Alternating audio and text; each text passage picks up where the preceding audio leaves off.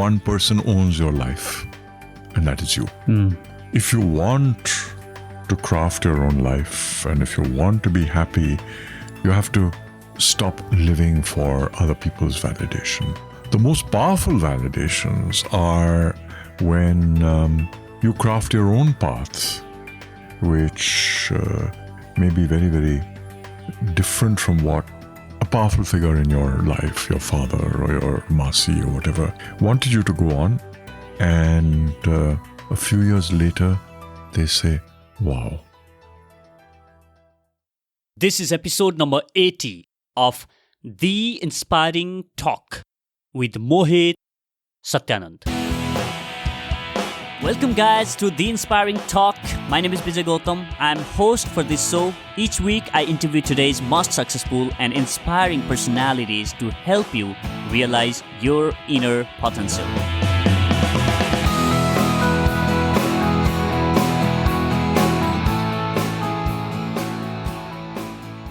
We rarely come across people who are so wise and bring a lot of understanding and experience about life.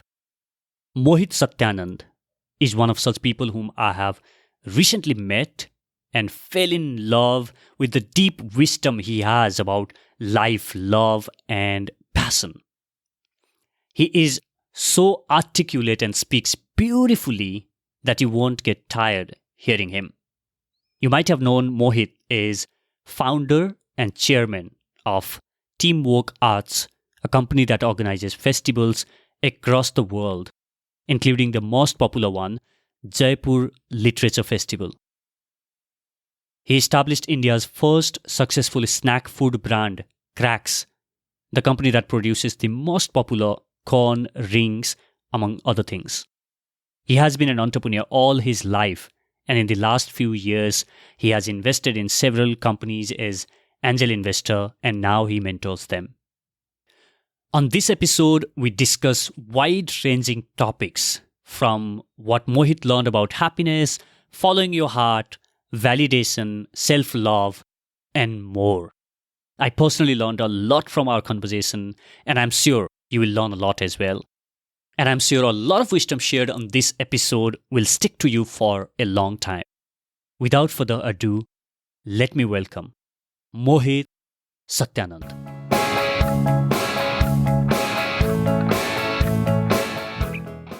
Welcome back inside this episode, guys. I'm super excited to be sitting here with Mohit Satyanand here. Mohit, thank you so much for being on the show. My pleasure. So, Mohit, I would like to jump straight into the conversation. I recently listened to this one interview of yours where you have said, the most important clarity is clarity of who you are. Absolutely. And I have had a lot of guests in this show who are talking about knowing who you are. But one of the things that I find a lot of people struggling with is, how do I go about discovering myself? Where do I begin? Where does even someone start with discovering who they are? Yeah, so I don't think that that journey is ever complete, but the joy is in actually setting out on that journey. Those who say the journey is complete are those who have realized themselves, and there are very few such people in the history of the planet. So it's a lot of little steps, and some of them are learning about who you are not. That's not necessarily negative. And some of them are about learning who you are. To some extent, this question raises the issue of how much free will you have.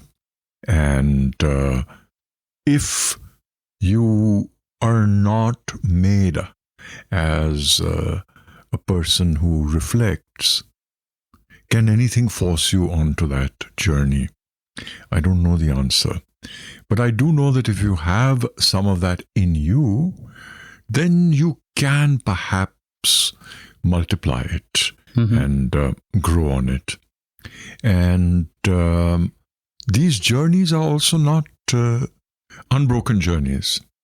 They are journeys which sometimes deepen, sometimes stop completely, and may or may not resume. I think that the most valuable tool in self-discovery really is to pause. And there are many ways in which you pause. You pause before you speak. You pause before you take a major decision. You pause in your life. You take breaks. You pause on a day-to-day basis. You don't run from one thing to another. But I think the most valuable pause of all is the pause called meditation. And the reason I put it there last is not because it's the least, but because it seems very daunting to people. A lot of people. Yeah. Meditation. And I think there's a lot of stigma, you may like to say, or a lot of these yogis and sadhus. You need to be one of those. There's a lot of baggage attached to it. But I think that's changing. That's changing. Yeah. And ironically, to some extent, it's changing in India, because now it's become fashionable in the West. True. Though you could say that the bulk of the meditative tradition lies in the East. So true. It's always been very much part of the Hindu way of life, is to search within. And in Buddhism, which began here, wandered off into Central Asia, went off to China and Japan and into Tibet, and then came back here. And over the last 25 or 30 years, meditation has become a big thing in the West. And there was a transcendental meditation of Maharishi Yogi, which became famous, ironically, because of the Beatles. Mm-hmm. And then you had all the white people following the Dalai Lama and all the Buddhist traditions. And now you actually have apps. Yeah. So you have the Waking Up app from Sam Harris. Yeah. And interestingly, over the last 20 days, I've been following the Waking Up app. I've subscribed to it. Okay. And despite having involved myself to a reasonably deep extent for many, many years in the, broadly speaking, you could say, yogic traditions of meditation, I found that there's a lot to be learned from Waking Up as well. So there is this whole tradition of meditation. But once you get into that habit of pausing, looking at yourself, you can find that meditation in anything. To be a good actor, for example, or even a voiceover artist, we're sitting in a studio, I think the most valuable thing you can be as a voiceover artist is to learn to listen to yourself. And as an actor, to listen and watch yourself. So that act of stepping out of yourself and looking. Strangely, there is a symmetry as well, because I can discover a lot of myself by looking at how you regard me. And therefore, I need to be able to regard you carefully, because I can see in your eyes and the way you react to me who I am at that point in time.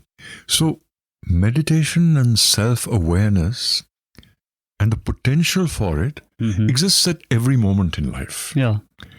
It doesn't necessarily require you to sit in a special room with some picture in front of you and some music and some agarbatti. It doesn't require any of that. It's just a way of life. But it's a very valuable way of life. Because in a sense, what it is saying, there's a central philosophy over here. And that central philosophy is the uniqueness of each human being. If we were all the same, we wouldn't need to look at ourselves. I can look at you and say I'm the same as you, and therefore I can behave like you. The need to look at myself is because I am unique. And when you start this, you realize many, many, many things, that each of us has our own path, that each of us respond differently to everything that exists outside. And the closer you understand yourself, the easier life becomes, the deeper the understanding that your journey is a unique one, and Therefore, you don't need to look at other people Yeah. to discover the path that Yeah. you're headed on. And then it's almost as though anybody else's life has very little relevance to yours because of your uniqueness. Now, uniqueness doesn't mean that you are super great or anything. It doesn't have any normative value. Mm-hmm. It just has this one particular value, which is that each of us is a unique individual and must live life according to our own lights. So I totally agree on the part of stopping and reflecting on your own life. And so in this is right. So before I move into the next thing, which I want to talk about, is the asking yourself questions. And when you start reflecting and then you start asking yourself questions. So I asked myself, is this something that I want to do with my life when I was working as a research scientist? And then the answer was big no. And then that's when the whole journey of finding what's the next thing that I want to do started. So I'll come to that part. But in this age of where everyone is running and rushing through and, have to be at 10 different places at one point of time, how do you really get into meditation, or where can one then, get started with that practice? When was it, you started meditating, and how do you find time? I know that you at 63, if I'm not mistaken, you do a lot of things than a lot of young people. Then how do you find time? So the funny thing is that the more you are self-aware, the more productive you become. And the day is really, really, really long. 24 hours is a huge amount of time. And even if you sleep 8 hours a day and you spend 2 hours a day in fulfilling all your basic bodily functions, which is a lot, eating and dressing and so on and so forth, there's still 14, 15, 16 hours a day. That's an enormous amount of time. Even 15 minutes of, let's say, self-reflection, let's not call it meditation because, as you said, the word has a lot of baggage, can really multiply the productivity of everything that you do the rest of the day. So, I'm going back to what I said earlier. Part of this is what we are given, what is natural to either your nature or the way you're nurtured. So my mother used to tell me that when my younger sister was born, I was only 14 or 15 months old, and she was finding it really difficult to deal with two young children. So she used to put me in a basket and put me at the far end of the garden under the trees. And so I used to be completely happy being left alone over there, looking at the trees for hours on end, and you didn't need anybody or anything. So maybe it was always just part of me. But the fact is that I think I was always also doing 11 different things, even when I was in my 20s. But there came a time when I was physically quite broken, in the sense that I just pushed my body too much. I was doing too many things. And at the age of 28 or 29, I had a really, really bad slip disc. And I ended up spending 2-3 months in bed. And of those 3 weeks in hospital. And there was something very informative about the fact that on the one hand, the surgeon wanted to do a spinal surgery. Now, this was in the early 80s. Okay. Surgical techniques were less refined than they are today. Yeah. And it was a quirk of fate because I was admitted to the hospital under initially the care of the head of orthopedic surgery. But then my uncle, who was a research scientist, said area where they need to operate is the lower spine. And that's an area which is very dense in nerves. And I would prefer it if a neurosurgeon did the surgery.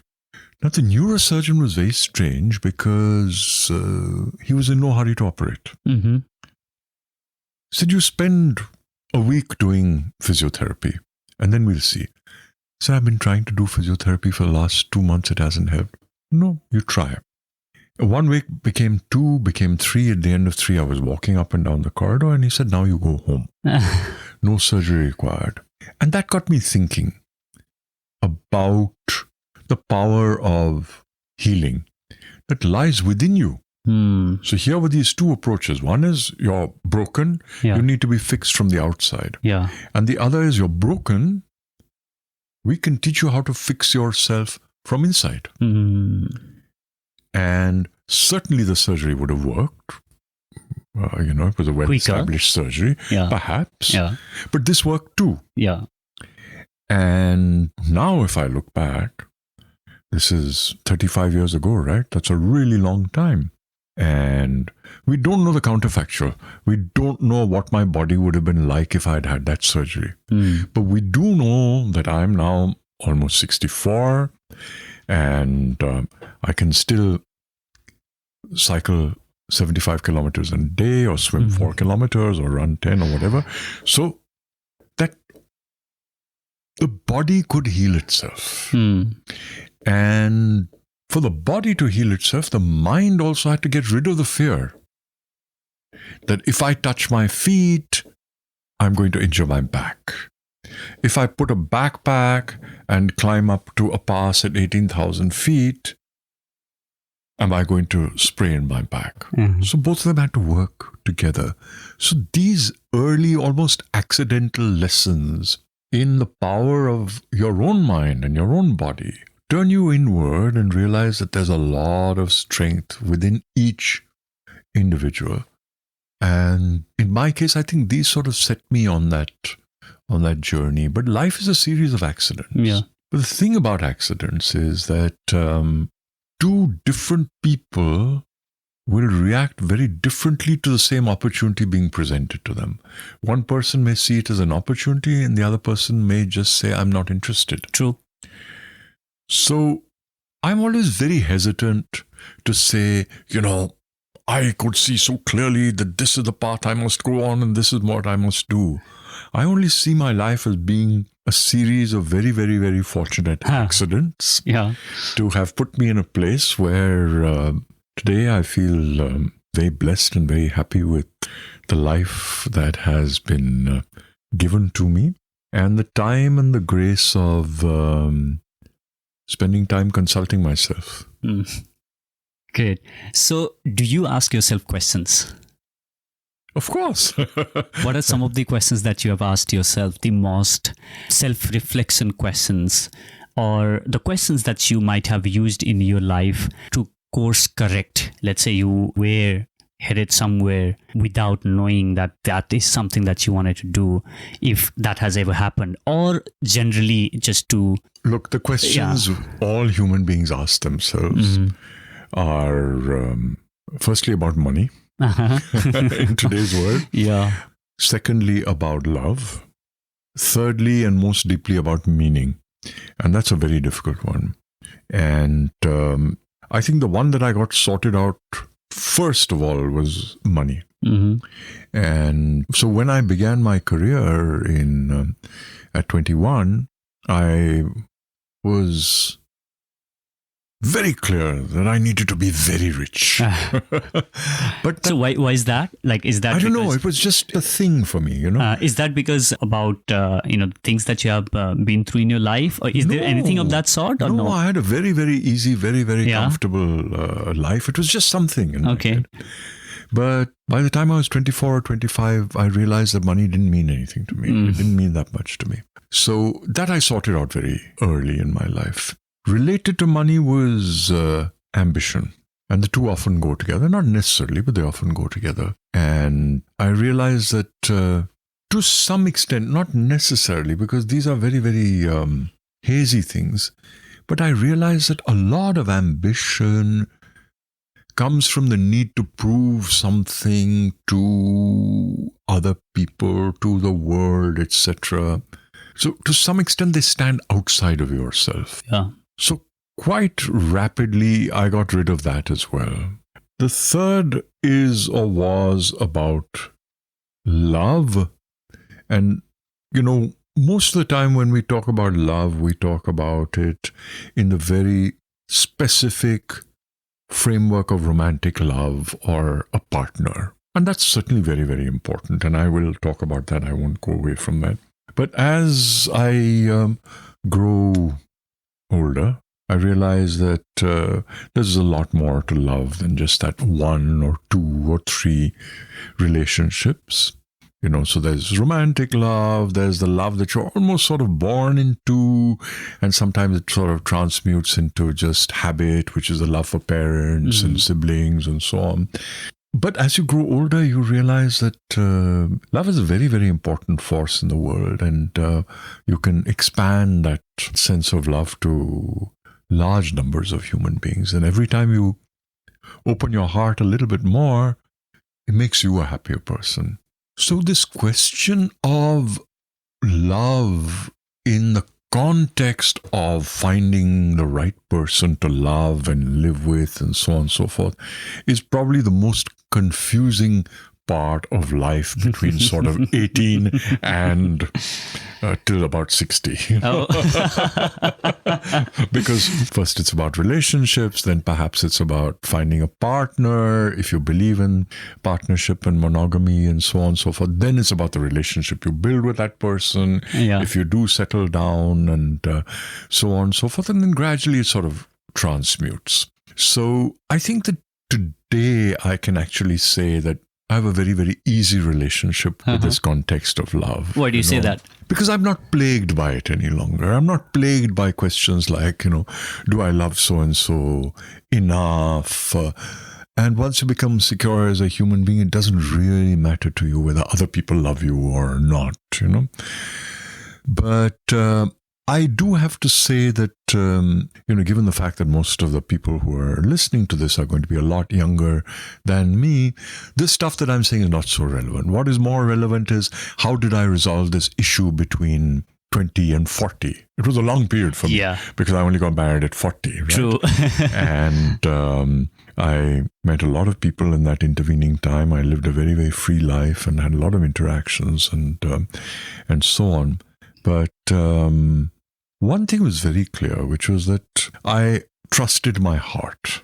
That is, I think, if I look back, that is a very, very abiding principle for me, which is that I don't want to sound judgmental, but when I look around me, I see that a lot of relationships then and now were formed from sort of preconceptions, perhaps more so than now.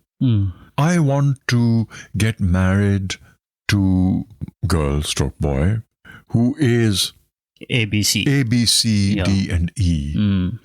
And my reaction even then, when I was in my early 20s, was, you want a relationship with a human being, not with a biodata. And this is something that I could see with clarity at 23 or 24. Whereas I saw all around me, people were getting married to biodatas and to a pretty face. And to me, there's no shortage of pretty faces, you know. So what was your ABC? I had no ABCs. Yeah, okay. Okay, I had one A, which is perhaps less important now. But that was that I must be able to relate intellectually with this person. But there was no shortage of intelligent women in my life either. It was simply, I will know when it is the right person. That person must be able to move my heart. Today, my position is different, which is that I think anybody can move my heart. But that's not a good prescription. But it took a long time. It took a very long time. There were a couple of relationships which sort of moved a little bit, but they didn't quite. They didn't quite fit. I think I had the clarity to deal with that. And two very important things. One is that a lot of people, if they have a failed relationship, get into another one on the rebound. And that's the worst thing that you can do. And there can be the opposite reaction, which is to say, this is a very treacherous path and I don't want to subject myself to it. But that didn't happen to me. I very, very consciously put myself into a situation where I said, I've learned something from this. This was itself became an object of meditation. What was it in this relationship that made it so fraught.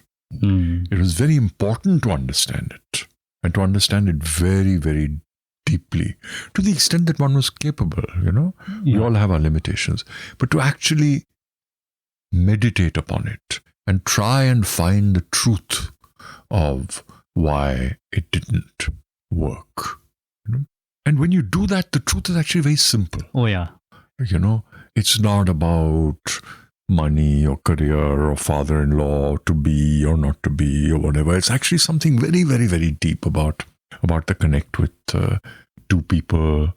It may have lessons for you as to what kind of a person you are, but the truth is actually very, very simple. Mm. So any failure in, if you want to call it a failure, in love has very deep lessons. But you must be able to look for those lessons and deal with it, not with your ego. Yeah. Because when a relationship doesn't work, our egos get very slighted. Mm. But that's the wrong starting point. Yeah. Because it's not, a lot of people treat it as a rejection. It's not a rejection. It's some lack of connect between two souls. And if the two souls have not connected, that becomes an opportunity for you to understand your soul better. So that's love. Beautiful. I love that. So I think that's a very, deep insight there about relationship, because most of the time we attach, or we want to be in relationship with, those A, B, C, check. And I think, it will go through, it will fly off, because the person whom I want to be in relationship fits in the box or those checklists that I have prepared. And it's beyond that, as you have mentioned. It's about, as you mentioned, it's about the connect. Like, really, can you really connect with that person? And I think that really matters. So I think that's a really specific relationship advice there for people. Yeah. So one of the things that you have mentioned, what drives a lot of people, and it, to some level, each one of us are looking for validation from the outer world, or we are trying to prove to maybe the mother's sister who might have said you something someday, or to father's brother's son, whatever, right? So whatever some. My answer to that is grow up. These are tools that the world uses to try and tell us what to do. But only one person owns your life, and that is you. If you want to craft your own life, and if you want to be happy, you have to stop living for other people's validation. The most powerful validations are when you craft your own path, which may be very, very different from what a powerful figure in your life, your father or your Masi or whatever, wanted you to go on. And a few years later, they say, wow, that's a much more powerful validation than so-and-so saying, you must do this. And then you behave like a performing monkey and spend the next 2 years studying for IIT, and then joining IIT, and then finishing IIT, and then taking a job, and then 5 years later saying, this is not for me. Yeah. So we're not performing monkeys, Yeah. and nobody can be our Madari. We have to be our own Madari, and we have to play our own tune. So, but it's not easy. When you look at our culture, like at least in India and even the entire Asia, where parents have this huge control over their kids, and just breaking that up and saying, you know what, I'm not going to listen to what you are saying. Well, I'll say two things in response to that. Firstly, that if any of you hearing this show become a parent, before your child is born, please pledge never to impose your own values on your children. What your parents may or may not have done to you in terms of making expectations on you, that you can't do anything about. But please pledge not to play the same role in your children's lives. As far as the first is concerned, again, you need to see that with clarity. You need to look on your relationship with your parents and see with clarity where they have played the part of nurturing you and encouraging you to pursue your own dreams, and where they're projecting their own perhaps frustrated desires Yes. or their view of the world, which is 99% of the time, it's a very dated view. Because most of us are set in our ways by the time we're 30. So, you've decided at the age of 30 that this is the best thing possibly to do. And 20 years later, when your son or daughter is 20, now you want them to do that. Yeah. The world has moved on hugely since then. Mm-hmm. So you have to let go of all of that. And you have to craft your own life. At some point in time, you have to tell your parents where they get off. And it doesn't necessarily have to cost you that relationship. Because if a relationship is based on power, it's not a relationship worth having. Then you have to let go of it. And I'm not saying that every parent is going to be as understanding as, say, my parents were. But I've taken very, very unconventional steps in my life. And my parents weren't necessarily happy with those steps. But I made it very clear that I was answering a call, and if they were willing to stand by me, good and well. And if they weren't, I was still going to go ahead. Mm-hmm.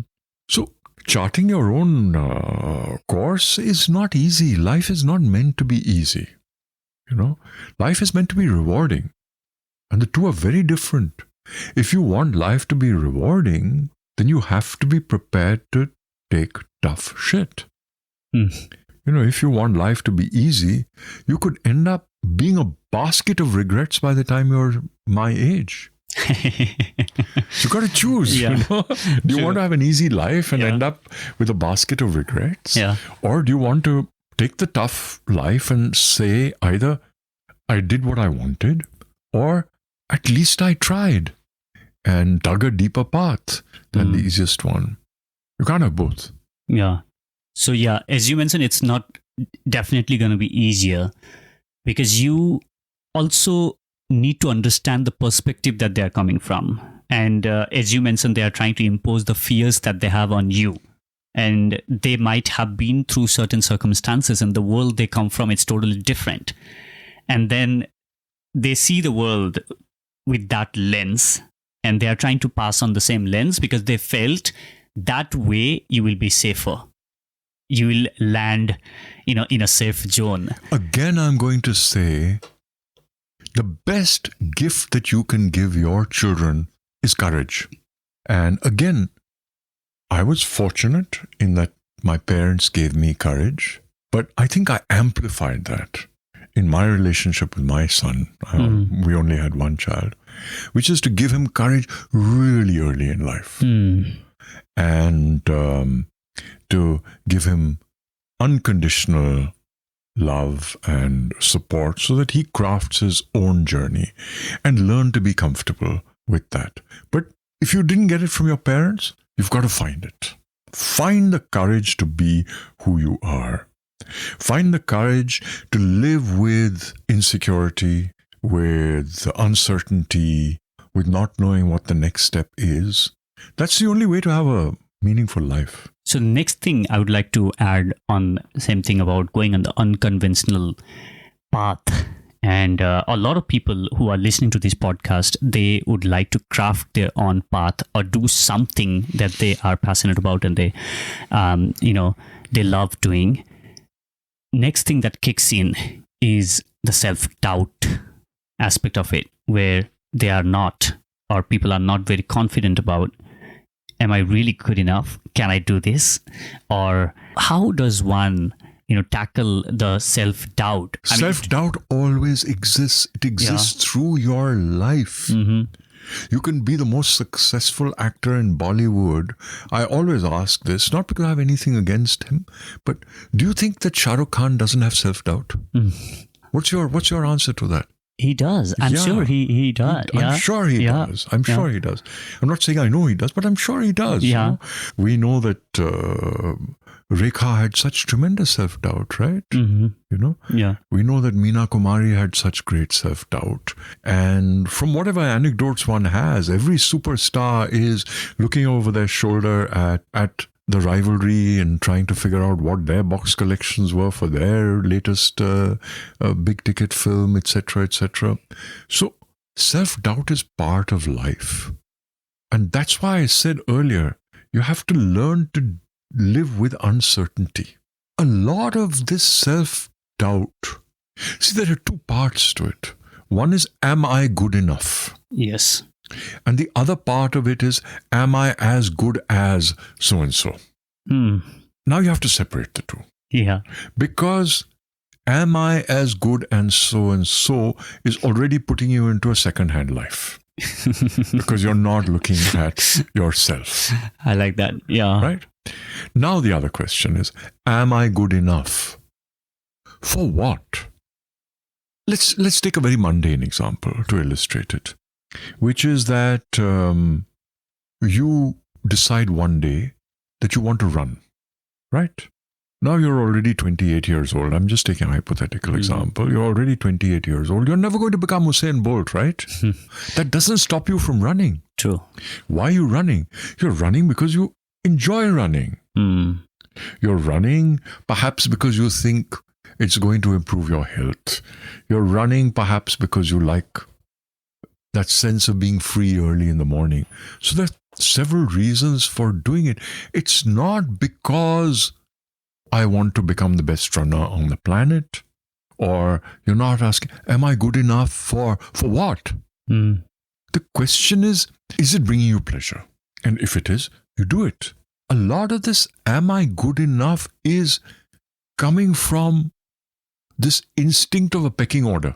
That there is this ranking and I'll only do this if I can be in the top 3 or the top 5 or the top 10 or etc., etc., etc.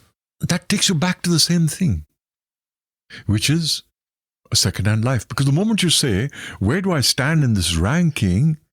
It's again back to, where am I relative to so-and-so? The moment you do that, again, you're back to a second-hand life. Now, these are things that we're conditioned to from age 3. Oh, yeah. Your sister drank her milk in 2 minutes. Why are you taking 5 minutes? Yeah. You know? Yeah. And in school, the other children have finished their homework. Why? All the time. So it's all the it's time. There. You're conditioned to Yeah. it, But growing up is about recognizing the conditioning, jettisoning it. And this is an act of will. And it's an act that you have to keep peeling those layers of conditioning off. That's part of the process of self-discovery, and it's part of the process of happiness. And that journey never stops. Yeah. Even I don't think 63 or 64 is that old. Yeah. What I'm saying is that I'm still peeling these layers off, and I'll continue. Hopefully, I'll continue till the day I die. I will peel off some of these layers, because I'm sure new conditioning is also being imposed on me, even today. Yeah. Probably not as deep or as insidious as the conditioning that was imposed when I was 2 or 3 or 4 or 5, but it's being, and you have to continually strip it off you. You are confronting reality and relationships and so on as nakedly and openly as possible. I'm becoming more and more comfortable with that nakedness and that openness. That's why when you asked me before we started recording, are there any questions which are off-bound? No, there aren't. Because that means that I'm putting this layer on myself and saying, no, I'm not going to discuss this. And that opening up, again, I'm not saying that you can do that at 20 or 25 or 30. But you must recognize that. It may take you 40 years to jettison one layer, which is always, you've sort of held it and protected you. And that's fine. Don't be ashamed of it. But recognize that it's there. And when you can actually either pierce a tiny little pinhole in it or a big tear or just rip it off and flush it down the toilet, that's a day to celebrate. Wow. That's very deep. I would like to now talk about decisions. We all do take decisions, whether, for you. We take thousands of decisions every single day. But I'm talking about the, big decisions in life. So you quit your job at 21 to start your on Right, 25 to start you on 26. yeah, right. So whether be that decision of starting your own, or today as an entrepreneur, mentor, or as an investor, you are taking decisions on a regular basis. So are there some sort of filters that you use, or now if I have to go back to say ABC of okay, if these are the top things that I always keep as a values on any decision that I make, what would those be? So today I take decisions almost instantaneously. Mm-hmm. For example, one of the things that this is not immediately answering your question, but one of the things that I do now is I invest in startups, right? So over the last 5 years, I've invested in 30 startups. Wow. I think it's only been once or twice that I've not taken a decision after my first meeting with the entrepreneur. Just for example, right today, a friend of mine about 4 days ago, when I was in Bangalore, said, I met this guy and this is what he's doing and I'd like you to meet him. And so when you're free, I said, I have a recording in the afternoon.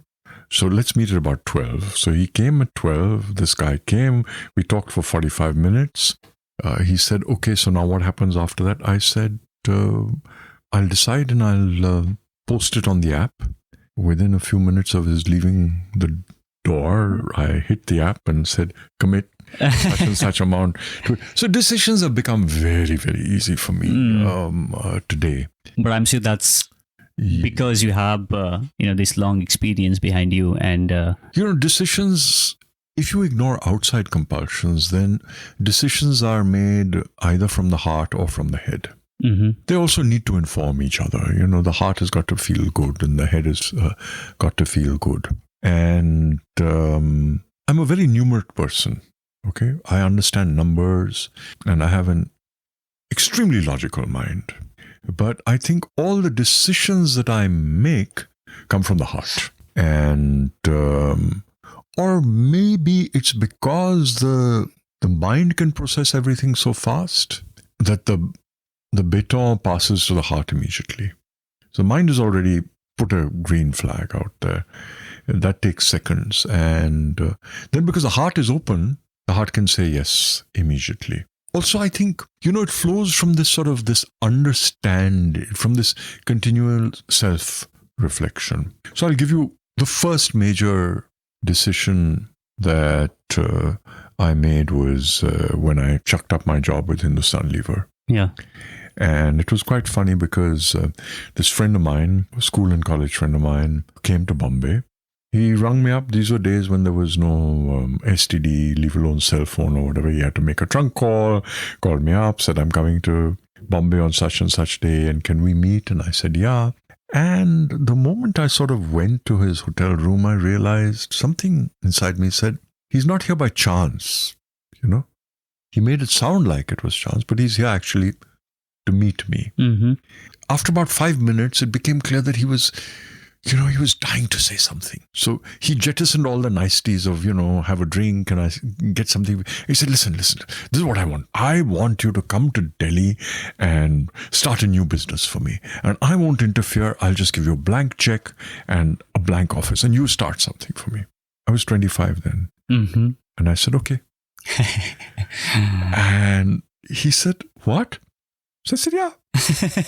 So he said, you don't want to know like the details and how much I'm going to pay you and so on. I said, I'm sure you'll pay me well. And I meant it. Mm. It was a really, really major decision. True. I was giving up a job as a manager with Hindustan Unilever, which was by far the most reputed company in 1981, right? Yeah. And going to work for a small business family. This was before the age of startups and, entrepreneurship and so on. These words didn't exist. Yeah. I was going to work for what, in the language of that time, was a Banya family. Mm. That was the language. I was leaving a job with Hindustan Lever to go and work with a Banya family. I said yes on the spot. And he asked me, because we'd grown up together, he said, you don't want to consult uncle, meaning my dad. Yeah. I said, no, I'm coming to Delhi on business over the weekend and I'll tell him then. Now, how did this happen? This happened because in those 4 years that I'd been with Hindustan Lever, I'd recognized that this was not for me.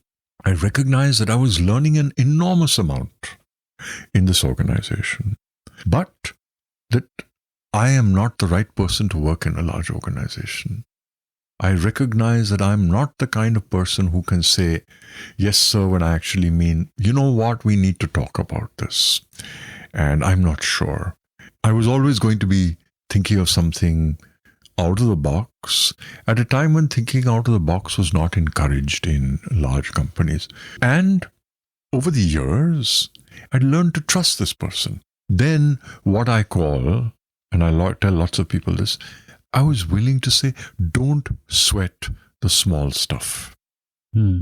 If your heart is telling you yes, everything else will work itself out. Supposing, for example, I sit down and negotiate a great package with him, and at that moment, because something is happening in his head, he says, okay, but later on he starts, because his heart is not in the right place, he starts squeezing or not giving me the place, then I'm taking the decision for the wrong reasons.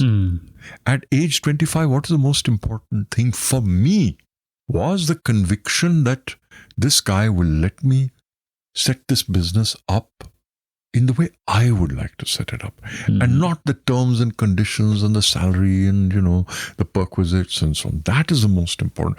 So if you're convinced about that, forget the small stuff. And that's what makes it really easy. And I think looking at the bigger picture is also a skill of its own. Like not everybody is able to look at the bigger picture. And, a lot of us struggle with or sweat the smaller things or the instant thing. Like this is something that I see a lot of people doing, like when there is really some opportunity coming in. So rather than looking at the bigger picture, we often tend to look at what's exactly am I going to get in return tomorrow morning or in a month, rather than looking what will this relationship can take me over the period of years. Does it work for me? Yeah. Does it work for who I am? Does it speak to my current understanding of myself?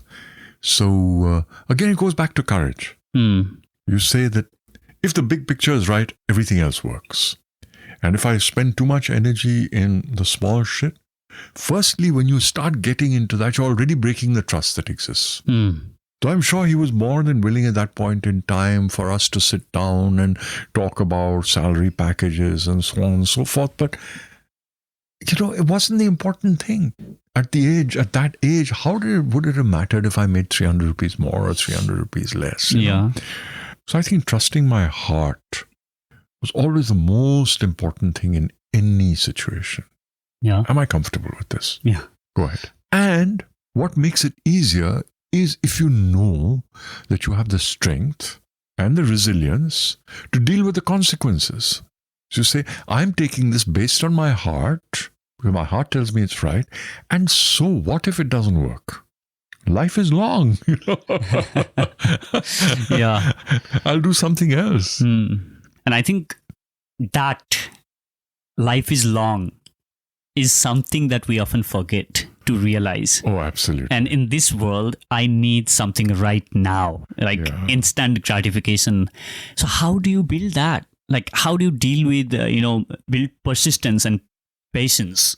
Because I'm not sure about your age and, the time that you were 2025, it was not as instant as it is today, right? People had to wait for 3 weeks for a reply from somebody. Now here, like if you don't respond to your LinkedIn message in a day, then they would like there's something bombard. wrong. Yeah, there's something wrong, right? One day is like too much. Like you need to respond in a couple of hours. Yeah. So with this, now how do you really?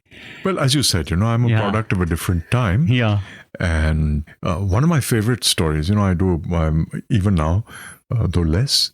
I do a lot of expeditions into the mountains, trekking and long walks and so on and so forth. And one of my favorite stories is, it was, I think, 92. I was holidaying in the Manali region and there was a small village called Kasol. I had heard about this Bengali guy. We had common friends, that he lived like a hermit on the banks of the Parvati in Kasol. And I met him. And within 5 minutes, we were best of friends. And we spent 2 very intense days talking together, listening to music, walking by the river, and so on. And he said, have you ever been to Ladakh? And I said, no.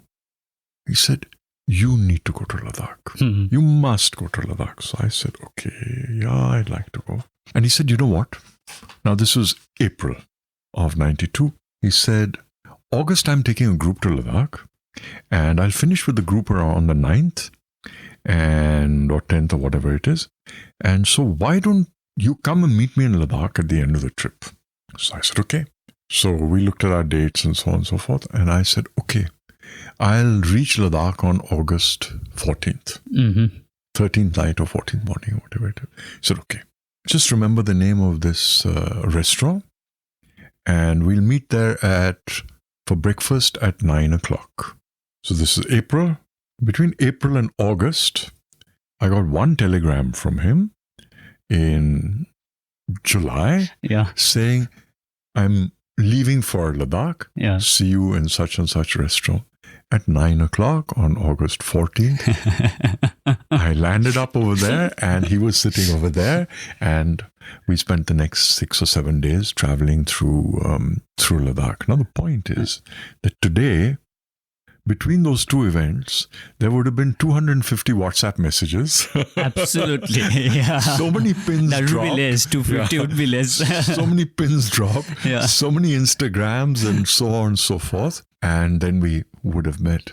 So that the age of instant gratification, not directly, but this environment that we live in leads to so much wasted energy.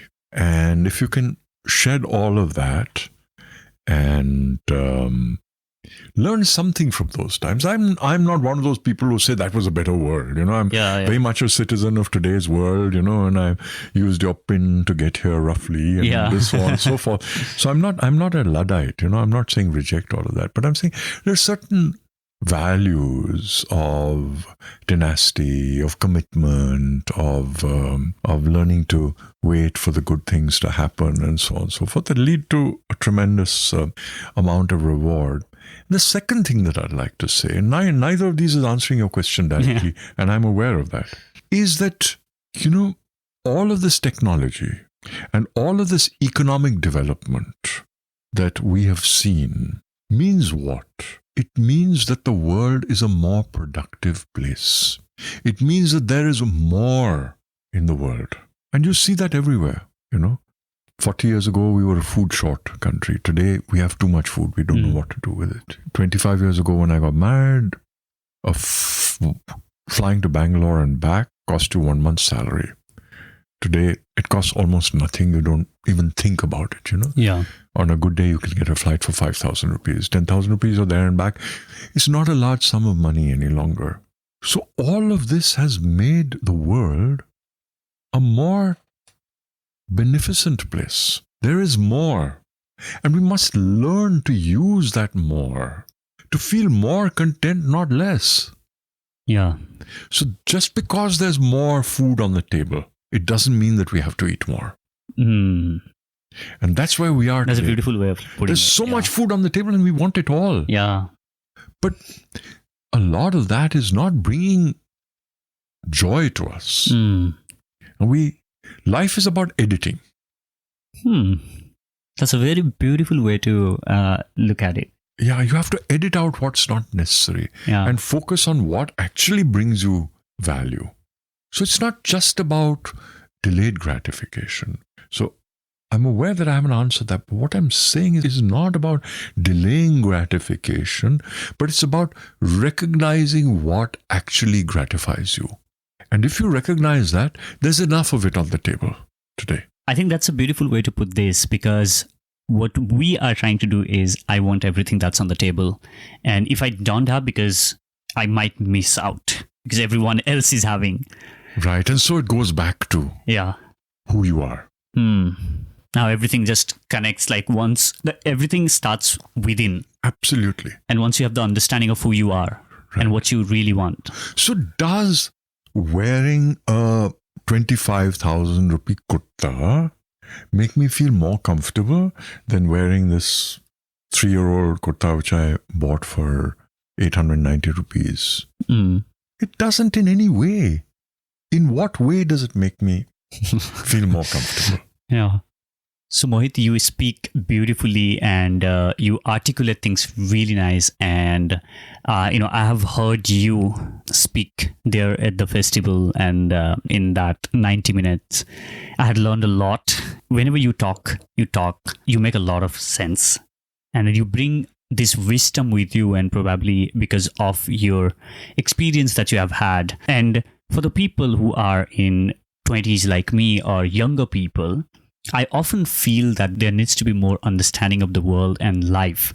And I'm constantly, thinking that, I need to have more depth to things. I need to understand, more about the life, more about the people, more about myself. Start with yourself, Yeah. not with others. Mm-hmm. So how does one begin that? I mean, you have answered that already, right? So start with self, understanding yourself. Because when you look at other people, you don't know their story. Yeah. You can never understand them as well. And sometimes it also leads you to start becoming judgmental about other people. Don't do that. There's much more to be learned from yourself than from other people.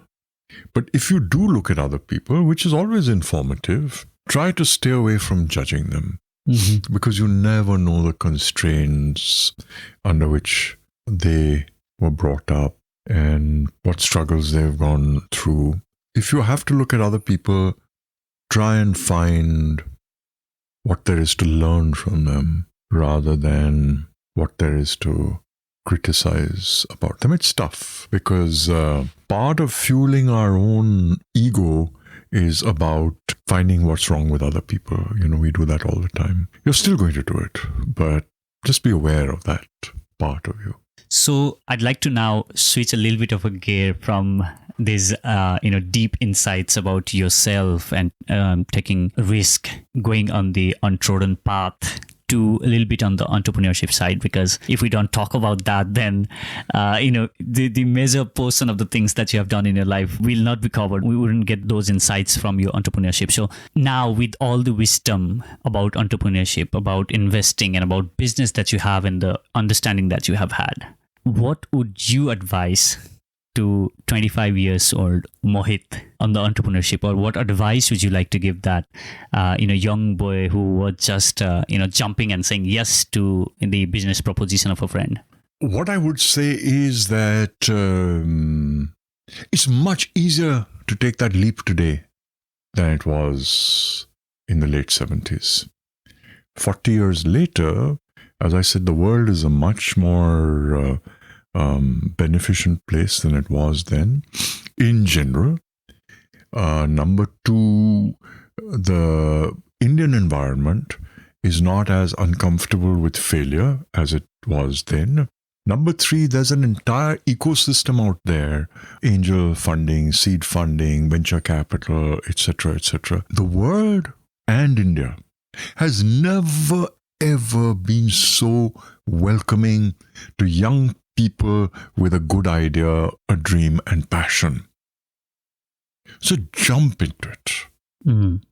Jump into it, and the lessons that you will learn along the way, whether you succeed or fail, will be invaluable. Mm. And I can see charting the course of, I won't say charting the course of 30 entrepreneurs, because some of the investments I've made, I don't really have much of an engagement with. But at least 10 or 12, I know their stories really well. I meet them regularly. Some of them I have a mentorship relationship with. But the kind of growth that they've seen as individuals, as businessmen, as I can say many of them are friends now, has been incredible. And so it's a great opportunity for growth and learning. And the growth is not on the metrics of the business making money or its valuation going from 5 crores to 50 crores. It's a growth inside you. Yeah. that is absolutely enormous. So just jump into it. There's never been a better time to follow that desire to make something happen. And I can see that excitement in you. And I totally agree on the growth that you will have. You will come out as a much prepared, much better version of yourself than you would be better to take on. You would definitely be at way better place than where you are right now. Even if you fail, yes, absolutely. Even if you lost the entire money or your business goes down, you will be in a much better position and much better equipped to take on the next challenge then. Right. So what is the best piece of advice on entrepreneurship that you have received? Love your business and don't be scared to build the best product that you can. Don't build a product or a service which you think is good enough for the market. Build something that you can truly say, this is something that I believe in.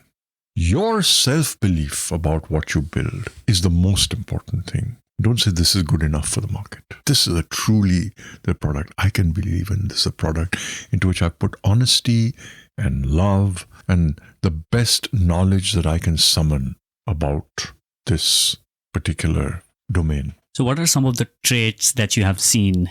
And I'm sure you have engaged with a lot of entrepreneurs and you have worked with some of them. And what are the traits that really separates those people who make it? So the first is intellectual curiosity. The second is passion. The third is tenacity. So even if things go wrong, you don't knuckle under, you deal with the storm. But that doesn't necessarily mean that you don't learn from it.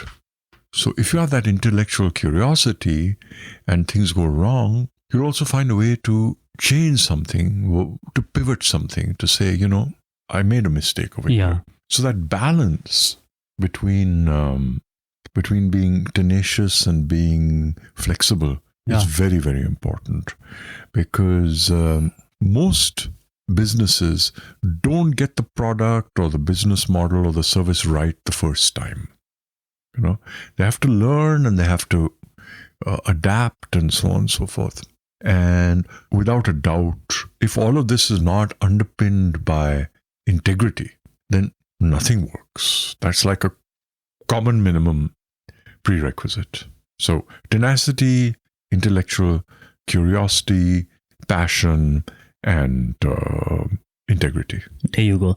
So I have one question before we jump into another segment, what I call is enlightening round, which is kind of a quick Q&A where I'll shoot you some questions that I ask all my guests and you will answer, share your thoughts on that. So what do you think now about living a happy life that you didn't know in your 20s or 30s? Well, the most important to me is that you can follow your dreams. You can make your dreams come true. That what other people see as sacrifices are not necessarily. They may be very trivial things to you. You can live life and achieve your dreams. That's, I think, the most important. Number two, that people respect courage. Even the mother, sister that you talked about will come around. Oh, yeah. Will come around. Absolutely. When you do what you want to do and you find happiness into it, people love happy people. True. Yeah. People love happy people. Number three, treasure your relationships and be true to everybody you encounter. Not from an expectation of what you'll go back with, what you'll get back from, but just because being true is a value in itself. And for the last few days, I've been struggling to find the right expression in English for this. But a young friend of mine told me the other day, she said, you told me something once, which I've always sort of held very strongly, which is, dil kabhi chhota nahi karna. Yeah. And I have been trying for the last 2 weeks since she told me this. I'd forgotten I'd said it to her. But I've been trying to find a way to put it in English, and I haven't been able to put it. So to say don't close your heart is not enough. Not enough. It's not enough, Yeah. but you get that sense. you Yeah. know? I think this goes back to that point that I really deeply believe in, which is that the world is a place of extreme munificence. And if you do things with an open heart, then your heart never gets empty. Yeah. If you say that my heart is only this much and therefore I can give only so little of it, then what you're saying that the heart is restricted. But the heart is not restricted. So if you open your heart up, it actually becomes bigger and there's more and more to give. So kabhi dil chota nahi karna. Love that. All right, so let's move on to the enlightening round. Are you excited? I'm very happy to be here and to open my heart up. And Super. What inspires you to do everything that you do? the joy of living. If you have to attribute all the success that you have in your life to one daily habit of yours, what that would be? I think that the success I would like to have from life on a continuing basis, and I don't think I have enough of it, is to live each day with joy. And I think we often forget that. But I think that the most important thing to find that success on a day-to-day basis is gratitude. Because it's very easy to think of all that you don't have. And that's unbounded. It's unlimited. I went on a holiday to Europe. Then I want to go on a holiday to Europe but travel business class. And then I want to go on a holiday to Europe and I want to travel first class. And I want to go on a holiday to Europe and go on my private jet. And then that private jet shouldn't just be a Learjet, it should be a wide-bodied jet. And then it should be a 777. And we know people who behave like that, right? Yeah. So it's infinite. But if instead I say, I never thought in my life that I would be able to go to the Galapagos Islands and swim with a penguin with my son, who was as fearless about swimming in the open waters as I was. And it doesn't matter which airline I flew, which class I flew, where I'm staying. Yeah. But I did that.